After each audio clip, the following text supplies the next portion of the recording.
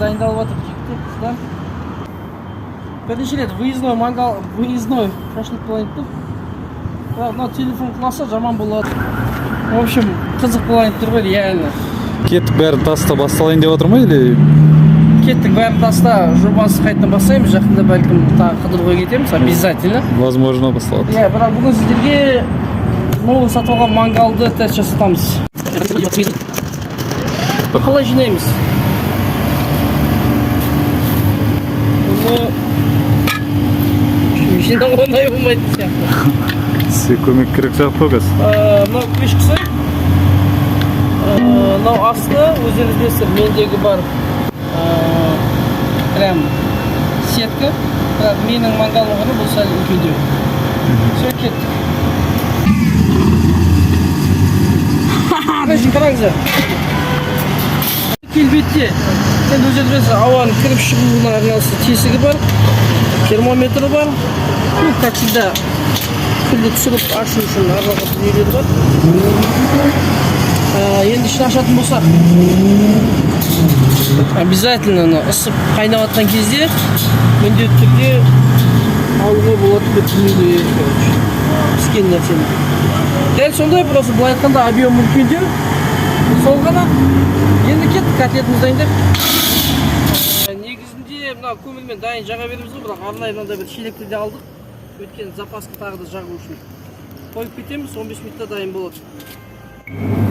Енді негізінде реально айтып отырдық қой, біз мангал тексеру үшін обязательно қуаныштың фирменный котлетасы керек. Олсыз болмайды, оны ешкім ауыстыра алмайды. Сол үшін сапалы бір дайын осындай рулеттер жасап қойған. Бізге 1 килограмм фарш болады ма? Мынаның основательно күшті жері, көзінше фарш дайындап қойады, сол бейіттермен орап. И плюс сразу фаршқа өткізбеген свежий.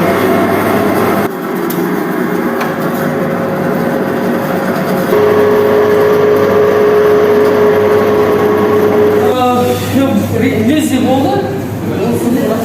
Жігіттер обязательно любой котлетке фаршпен бірге ингредиент сіздерге секретпен бөлісіп жатырмын. Ол міндетті түрде 1 килограммға где-то 1,5 жұмыртқа плюс қарауыш и 12 бес кеттік арнайық, ол бақша өзінде. Фишка сонда ғой, сен келдің, пикникке бармаспын, любой затты осы жерден теріп алып кетесің. Так, бізге мына қарауыш керек, желательно түйіншік болсын. И плюс 12 специй. 12 специй болмаса да зеленің түрлері жеткілікті. Все, кеттік. В общем, бізге не керек? Специи, конкретно қарабұрыш и 2 жұмыртқа. Ну, негізі 1 килограмм 1 жұмыртқа, бірақ 1,5 деген жоқ, сол үшін 2 жұмыртқа саламыз. Не үшін? Нанның орнына, яғни фаршымыз үгітіліп кетпесін. Все, бастаймыз.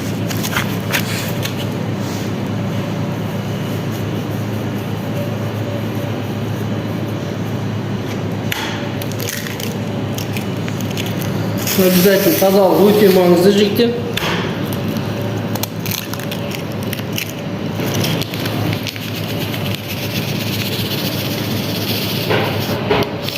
Міндетті мұның ішінде тұзы бар шығып қараймыз. Егер тұзы жоқ болса, өздеріңіз тұз қоссаңыз болады. Йод болған тұз бар екен. Қарабұрыш просто мынау свежий. Бүтін бұрыштың жақсы жері дәм береді, әдемі дәм береді. Ана неге қараған кезде. И көбірек араластырамыз обязательно. Сол кезде енді обязательно ниет таза болу керек қой. Таза болған кезде дәмді болады. Кайф болады. Олай білеміз, мынандай қып салып тұру керек қой. До такой степени связка болу керек.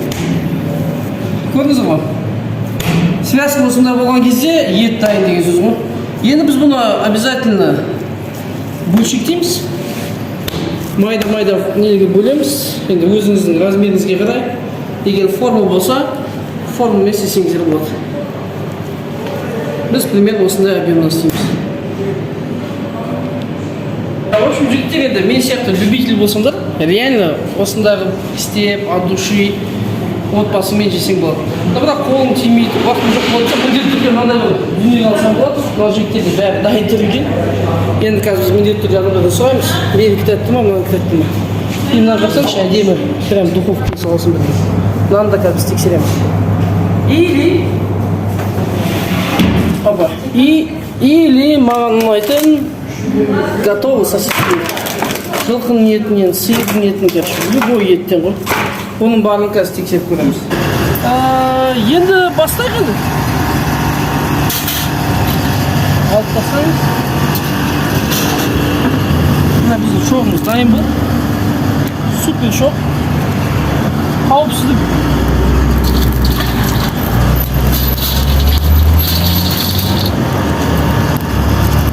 Вообще.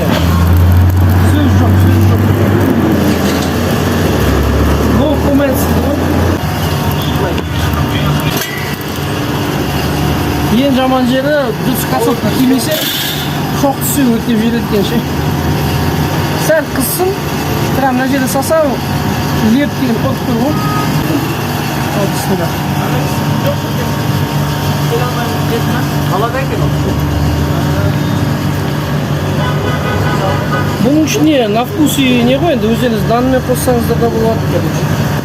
Қарайсыздар. В идеале, егер аз адамға істесеңіздер, мысалы, стейк жасасаңыздар, бұлқылатын болсаңыздар, мына бетін жауып қойсаңыздар болады.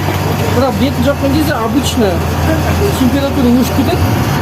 Сол үшін, егер көп адамға жасайтын болсаңыздар, бетін жабу особо не рекомендован. Термометр септік, кстати, қараңдар.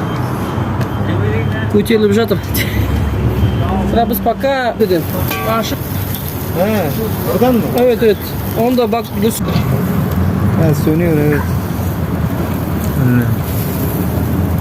Bana koy güzel oluyor. O zaman iyi pişiyor abi. Sen onu da beğendin. Мынау местный инегөл көз дейді енді. Инегөл қай жақтан шыққан білмеймін, бұны да дәмі көрейік. İnegöl деген Bursa'nın аталасы. Bursa İnegöl. Бурса дейді енді, местный біздің оқырмандар қатты біле қоймайды оны. Шеше рады, екі қатты дейді.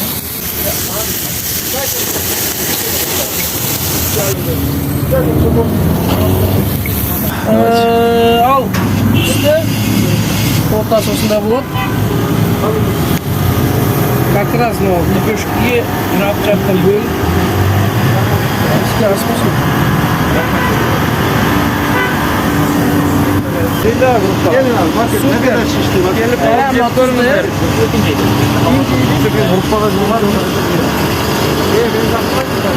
Негізінде қатты тұзды болып кеткен сияқты. Себебі ана 12 кесіп қосқан кезде біраз көптен қосып кеткен сияқты. Ну ничего, нормально. 1 milyon подписчик var.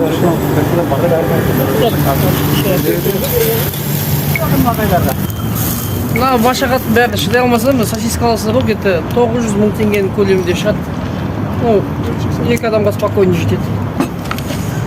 Или мынандай бір типа стейк алсаңдар болады. Мен негізі фольгамен пісір деп едім, бірақ қазір жеп көреміз. В общем, жігіттер мынаның барлығын пісіріп дайындап болдық. Енді ет керек болса, фарш керек болса, мынау дүкенге келсеңдер болады. Одан бөлек айтатын дүние, қандай бір жағдайда болмасын, ерінбей әртүрлі нәрсені тексеріп көру керек. Сол кезде өмірден шынымен ләззат аласың. Давай, сау бол. Алып көрсеңші. Zaten Дүкенге салат дейміз. Негізі Ленкер көп болсын.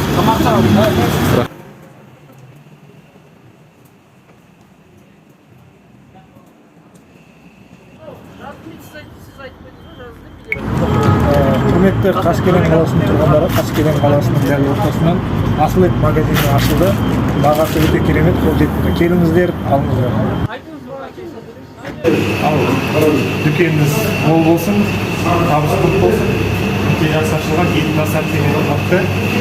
Ең ұнағаны бұл жерде көз алдыңызда фаршыңызды жасап береді. Осы и килограммовый зейтін ала аласыз осы жақтан. Бірақ Турциядан әкелген. Қара, жасыл.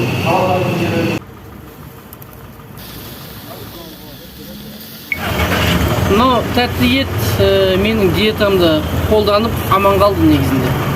Но жеген адамдардың барлығы разы. Келіп тұрмын да, в общем.